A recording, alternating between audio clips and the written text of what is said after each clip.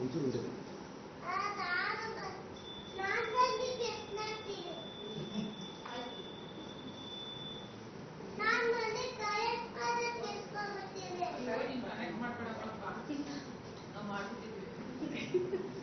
Correct button press ಮಾಡ್ತಾನೆ. Correct button connect ಮಾಡ್ತಾನಿದ್ದೆ ಅಂತ correct ಆಗಿ ಮಾಡ್ತಾನೆ ಅವನೇ. ನನಗೆ ಫೋಟೋ ಹಾಕಿದ್ಯಾ? ಫೋಟೋ ಹಾಕಿದ್ಯಾ? ಹಾಕ್ಬೇಕು. ಹಾಕೋಣ ಒಂದು ಹಾಕೋಣ ಬೈ. ನೋಡು ನಿಮಗೆ ವಾರ್ನಿಂಗ್ ಕೊಡ್ತಾರೆ. ನಮಗೆ ನೋಡು ಮಾಡಿದ್ರಲ್ಲ ಅಮ್ಮಾಜಿ ನೋಡು ಅಮ್ಮಾಜಿಗೂ ಕೈ ಹೌದಾ?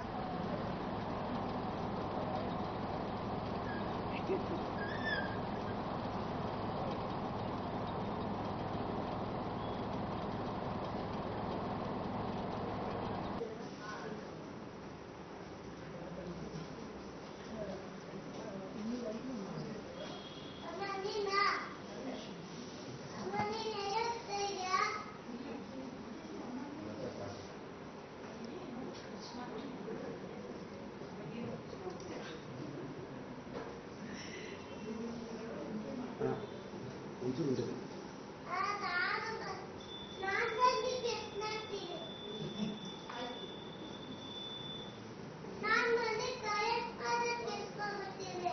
ಕನೆಕ್ಟ್ ಮಾಡ್ಕೊಳಪ್ಪ ನಾವು ಮಾಡ್ಬಿಟ್ಟಿದ್ವಿ. ಅವನು ಕರೆಕ್ಟ್ ಬಟನ್ ಪ್ರೆಸ್ ಮಾಡ್ತಾನೆ. ಕರೆಕ್ಟ್ ಬಟನ್ ಕನೆಕ್ಟ್ ಮಾಡ್ತಾನಿದ್ದೆ ಅಂತ ಕರೆಕ್ಟ್ ಆಗಿ ಮಾಡ್ತಾನೆ ಅವನೇ. ನನಗೆ ಫೋಟೋ ಹಾಕಿದ್ಯಾ? ಫೋಟೋ ಹಾಕಿದ್ಯಾ? ಹಾಕ್ಬೇಕು. ಹಾಕೋಣ ಒಂದು ಹಾಕೋಣ ಬೈ. ನೋಡು ನಿಮಗೆ ವಾರ್ನಿಂಗ್ ಕೊಡ್ತಾರೆ. ನಮಗೆ ನೋಡು ಮಾಡಿದ್ರಲ್ಲ ಅಮ್ಮಾಜಿ ನೋಡು ಅಮ್ಮಾಜಿಗೂ ಕೈ ಹೌದಾ?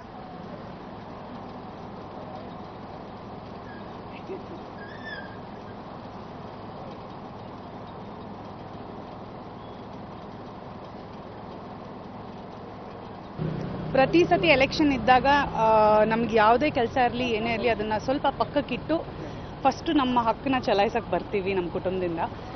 ಏನಂದರೆ ವೋಟ್ ಮಾಡುವಂಥದ್ದು, ಆಮೇಲೆ ನಮಗೆ ಸಿಕ್ಕಿರುವಂಥ ಒಂದು ರೈಟ್ ಏನಿದೆ, ಒಂದು ಆಪರ್ಚುನಿಟಿ ಸಿಕ್ಕಿದಾಗ ಅದನ್ನು ಉಪಯೋಗಿಸ್ಕೋಬೇಕು. ಯಾಕಂದರೆ ಇವತ್ತು ಸಿಕ್ಕಿರುವಂಥ ಒಂದು ಆಪರ್ಚುನಿಟಿನ ನಾವು ಉಪಯೋಗಿಸ್ಕೊಂಡ್ರೆ ನಮ್ಮ ದೇಶಕ್ಕೆ ಮುಂದೆ ಒಳ್ಳೆಯದಾಗೋದು ಅಂತ ನನ್ನ ಭಾವನೆ. ಏನಂದರೆ ಈಗ ಸಿನಿಮಾ ನಟರು ಸಿನಿಮಾ ಮಾಡಿದಾಗ ಅದನ್ನು ನೋಡಿ ಒಂದು ಮಾದರಿಯಾಗಿ ತೊಗೊಂಡು ಆವಾಗ ತಪ್ಪೇನು ತೋರಿಸ್ಬೇಡಿ, ಜನ ಅದನ್ನು ಎಕ್ಸಾಂಪಲ್ ಆಗಿ ತೊಗೊಂಡ್ಬಿಡ್ತಾರೆ ಅಂತ ಹೇಳ್ತಾರೆ. ನಾವು ಈ ರೀತಿ ಬಂದು ನಮ್ಗೆ ಯಾವುದೇ ಕೆಲಸ ಇದ್ರೂ ನಮಗೆ ಮತದಾನ ಮುಖ್ಯ ಅಂತ ನಾವು ಬರ್ತೀವಿ. ಈ ರೀತಿ ಎಕ್ಸಾಂಪಲ್ ಸೆಟ್ ಮಾಡಿನೂ ಜನ ಬರ್ತಿಲ್ಲ ಅಂದರೆ ದೆನ್ ಇನ್ನೇನು ಹೇಳೋದು ಗೊತ್ತಾಗಲ್ಲ. ಬಟ್ ಎಲ್ಲರೂ ವೋಟ್ ಮಾಡಬೇಕು. ಯಾಕಂದರೆ it is very important as A citizen. ನಮಗೆ ಮುಂದೆ ನಮಗೆ ಯಾವುದೇ ರೀತಿಯಾದ ಬದಲಾವಣೆ ಬೇಕು ಅಂದರೆ ಅದಕ್ಕೆ ಇಂದು ನಾವು ಬಂದು ವೋಟ್ ಮಾಡಿದ್ರೆ ಮಾತ್ರ ನಮಗೆ ಪ್ರಶ್ನೆ ಕೇಳೋ ಹಕ್ಕು ಸಿಗುತ್ತೆ. ಸೊ ಮೊದಲನೇ ಸತಿ ಮತದಾನ ಮಾಡ್ತಿರೋರಿಗೆ ನಾನು ಹೇಳೋಕ್ಕೆ ಏನು ಇಷ್ಟಪಡ್ತೀನಿ ಅಂದರೆ, ನೀವು ಯಾವ ಕ್ಯಾಂಡಿಡೇಟ್ಗೆ ವೋಟ್ ಮಾಡ್ತಿದ್ದೀರಾ ಅವ್ರ ಬಗ್ಗೆ ಸರಿಯಾಗಿ ತಿಳ್ಕೊಂಡು ವೋಟ್ ಮಾಡಿ. ಇದು ಪಕ್ಷ ಅನ್ನೋದಕ್ಕಿಂತ ಹೆಚ್ಚಾಗಿ ನಾವು ಯಾವ ಕ್ಯಾಂಡಿಡೇಟಿಗೆ ವೋಟ್ ಮಾಡ್ತಿದ್ದೀವಿ, ಯಾಕಂದರೆ ನಮ್ಮ ಜ್ಯೂರಿಸ್ಡಿಕ್ಷನಲ್ಲಿ ಯಾರು ಬರ್ತಾರೆ, ನಮ್ಮ ಜ್ಯೂರಿಸ್ಡಿಕ್ಷನಿಗೆ ಯಾರಿಂದ ನಮಗೆ ಹೆಲ್ಪ್ ಆಗುತ್ತೆ, ಜನಸಾಮಾನ್ಯರಿಗೆ ಅದು ಫಸ್ಟ್ ಮುಖ್ಯ ಆಗೋದು. ನಮಗೆ ಯಾವುದೋ ಒಂದು ಸಮಸ್ಯೆ ಬಂದಾಗ ಅದಕ್ಕೆ ಯಾರು ಕರೆಕ್ಟಾಗಿ ಪರಿಹಾರ ಕೊಡ್ತಾರೆ ಅನ್ನೋದು. ಸೊ ನಿಮ್ಮ ಕ್ಯಾಂಡಿಡೇಟ್ನ ತುಂಬ ಹುಷಾರಾಗಿ ಯೋಚನೆ ಮಾಡಿ ಚೂಸ್ ಮಾಡಿ.